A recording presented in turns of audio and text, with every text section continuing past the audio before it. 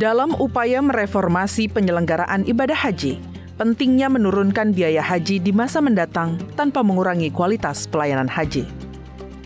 Gagasan ini mungkin diwujudkan jika ada pembenahan serius dan menyeluruh oleh Kementerian Agama dan Badan Penyelenggara Haji.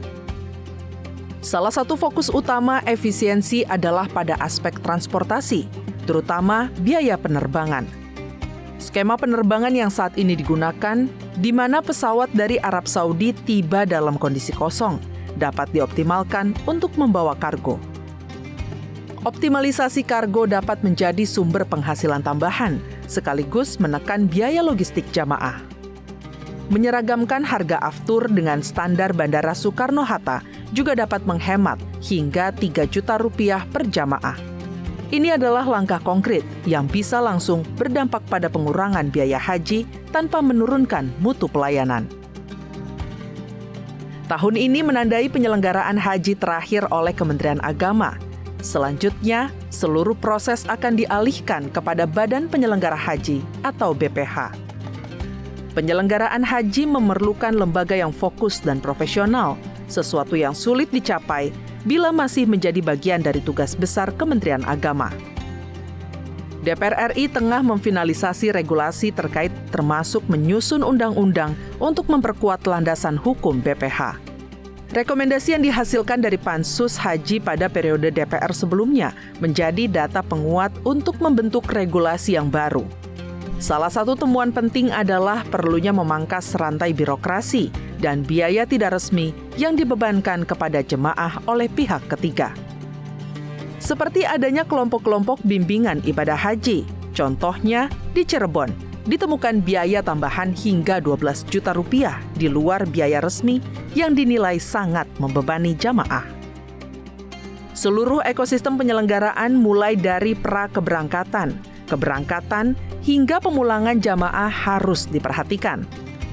Pengelolaan hotel, konsumsi, hingga transportasi lokal di Arab Saudi harus dirancang lebih efisien dan kompetitif.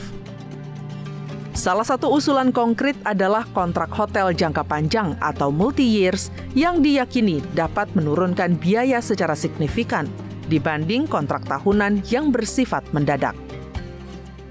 Salah satu masalah klasik dalam haji adalah panjangnya antrian.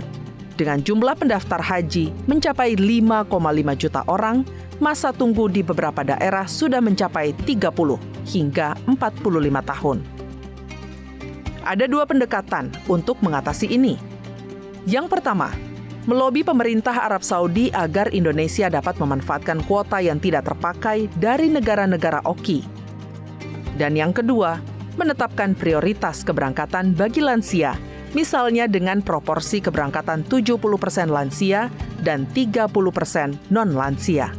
Hal ini dinilai sebagai solusi adil dan manusiawi, mengingat haji adalah ibadah fisik yang berat bagi usia lanjut. Terakhir, perlu ketegasan pemerintah dalam menindak penggunaan visa non-haji. DPR mendorong agar pemerintah segera menyusun sistem pendaftaran haji terintegrasi dengan data kependudukan dan pelayanan hingga ke tingkat desa.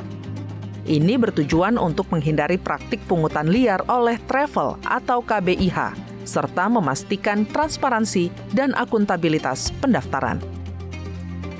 Reformasi penyelenggaraan ibadah haji merupakan kebutuhan mendesak.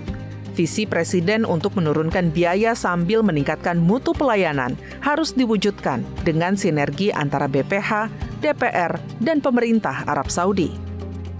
Perlu pendekatan sistemik, kebijakan afirmatif untuk lansia, efisiensi biaya, dan diplomasi aktif untuk melayani umat Islam yang telah menanti selama puluhan tahun dengan layak dan bermartabat. Haji bukan semata ritual tahunan, melainkan amanah negara terhadap rakyatnya.